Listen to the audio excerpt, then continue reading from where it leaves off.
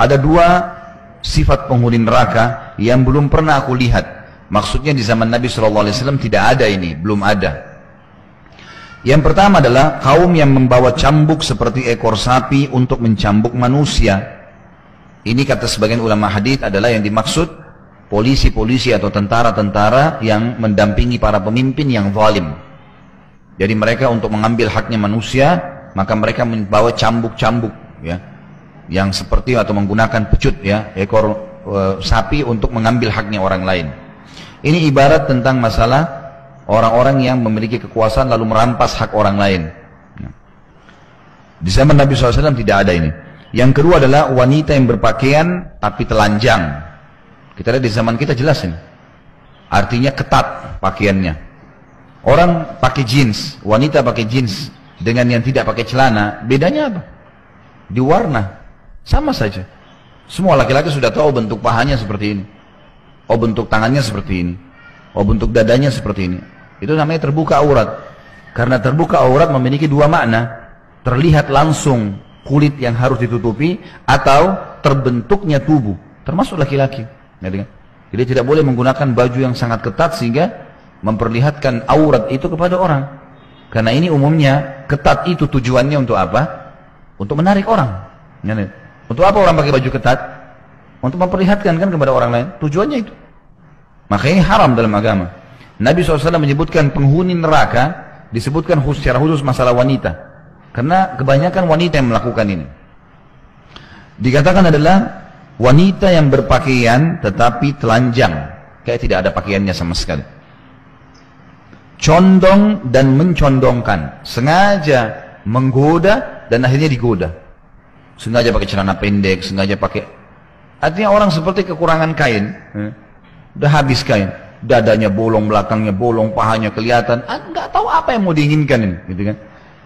Dan subhanallah kalau setiap wanita faham, kalau ibu-ibu faham, sifat laki-laki ini bisa diikutin dalam materi saya manajemen rumah tangga Islami. Saya nggak tahu kemarin ada yang sempat ikut daurah keluarga nggak? Kemarin ada di Puncak yang saya adakan, saya panjang lebar jelaskan masalah itu. Kalau salah satu karakter yang harus kita kenal dari pasangan kita, setiap laki-laki akan menghormati wanita kalau wanita itu tidak gampangan. Kalau ada perempuan setiap baru kenalan langsung siap dipegang, siap dicium, siap digauli, ini pasti kalaupun menikah dengan laki-laki itu dianggap remeh sama suaminya. Bapak-bapak bisa tahu itu tentunya. Tapi kalau ada perempuan misalnya dia menjaga wibawahnya, kalau sudah halal jadi istri lain, tapi sebelum dia menjaga, mau sentuh saya silahkan, tapi dengan menikah, gitu kan? Jelas. Maka pasti suaminya akan menghormatinya. Nggak mungkin tidak. Itu sudah fitrah. Makanya di sini Nabi SAW sebutkan sifat wanita ahli neraka justru itu. Condong, gampangan. Dan kemudian akhirnya membuat orang lain condong dengan dia. Gonta-ganti pasangan sana sini. Ini makna daripada dia condong dan mencondongkan. Kepala mereka seperti punuk unta yang condong. Ya. Jadi ini kalau zaman dulu orang pakai konde biasanya. Ya. Atau sekarang mungkin ibu-ibu yang di blow rambutnya, disengaja diberdiriin. Saya juga kaget melihat ini, seperti rambut singa gitu. Apa ya, kelebihannya apa gitu ya? Saya umumnya biasa kadang-kadang bertanya kepada ikhwah, memang kalau perempuan seperti ini, ada ketertarikan tidak? Umumnya laki-laki mengatakan tidak. Tapi nggak tahu dari mana dia anggap dirinya itu ditertarikin oleh orang gitu. Kalau wanita itu lebih rapi rambutnya, di sunnah Nabi SAW menjaga rambut, sunnah, merawatnya itu sunnah Nabi. Karena Nabi SAW mengatakan, man kana lahu sya'ar fal yukrimhu. Siapa yang Allah karunia rambut, dia harus menghormatinya, merawatnya, laki-laki atau perempuan, menyisirnya. Aisyah suka meletakkan wangi-wangian di rambut beliau radhiyallahu anha. Itu adalah hal yang positif saja, gitu kan. Tetapi bukan dengan cara seperti ini. Makna daripada seperti punuk unta adalah sengaja dikembungkan. Sengaja dikembungkan, gitu kan. Sebagian ulama mengatakan sengaja dinaikkan lah. Pokoknya kalau makna yang saya tangkap lebih dekat adalah sengaja mengembungkan keluar daripada batas yang sebenarnya. Kan kalau rambut disisir kelihatan, gitu kan, rapi. Tapi ini enggak, memang sengaja. Kalau kita sekarang mungkin lebih di blow ya, panasin, kembangin gitu. Proses rambut singa lah. Gitu. Saya nggak tahu apa kelebihannya itu. Allahu a'lam. Ini kalau ditanya laki-laki, laki-laki banyak nggak suka lihat itu. Sebenarnya.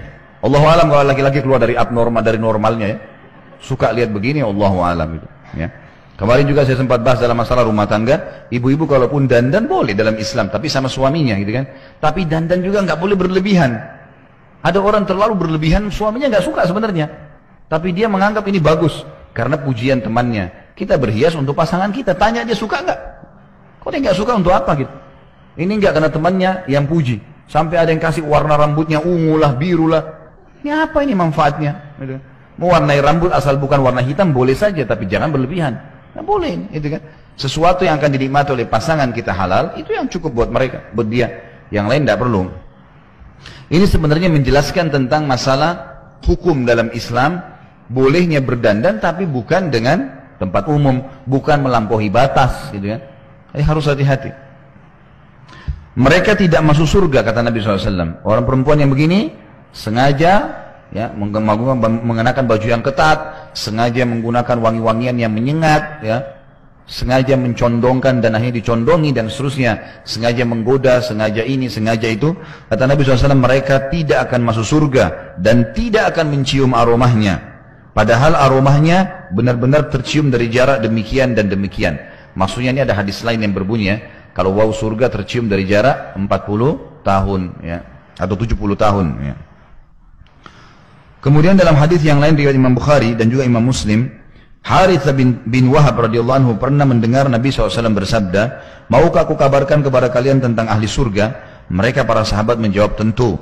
Beliau bersabda, setiap orang yang lemah lagi dilemahkan, yang seandainya ia bersumpah di hadapan Allah, niscaya dia Allah mendengarkan sumpahnya. Artinya orang yang bahkan dianggap remeh, orang yang dianggap tidak punya kedudukan, tapi dia ahli ibadah, itu ahli surga. Malah hati-hati dengan dia. Banyak orang menzalimi orang seperti ini karena dianggap pakaiannya kotor, mungkin hidupnya susah. Tapi kalau azan ke masjid, dan subhanallah saya lihat begitu ya, rata-rata orang yang ke masjid bapak-bapak ini orang yang susah gitu. Orang yang kaya ini nggak tahu kenapa nggak ke masjid itu. Kalau di Saudi udah biasa azan 5 waktu itu, mobil pada parkir seperti hari Jumat, itu biasa. Di Indonesia kita enggak, subhanallah. Allah sudah kasih fasilitas mobil yang mewah, sudah dapat rumah yang bagus, nggak mau ke masjid. Kenapa nggak ke masjid? Kamu pakai mobil bisa, beli motor, gitu kan? Kalau punya duit, pakai sepeda, banyak cara. Jalan kaki. Maka mestinya, dan memang betul sabda Nabi SAW, ada hadis lain yang mengatakan, orang miskin akan masuk ke surga lebih dulu dari orang kaya setengah hari. Setengah hari berarti 500 tahun tuh. Bukan berarti orang miskin itu punya fadilah, khusus kala orang kaya tidak. Tapi umumnya orang-orang miskin itu karena keadaan mereka susah, maka mereka larinya ke ibadah. Dianggap remeh oleh orang, dapat pahala lagi. Ya, minta-minta sama orang nggak dikasih, dapat pahala terus didapat sama mereka. Lalu kata Nabi SAW, maukah aku kabarkan kepada kalian tentang ahli neraka? Mereka menjawab tentu. Kata Nabi SAW, setiap orang yang bengis, kasar, lagi sombong.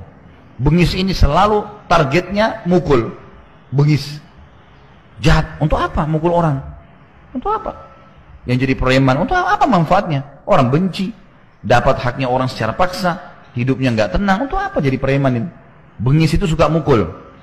Kasar kata-katanya, sombong perilakunya. Semua tidak boleh dalam Islam, haram.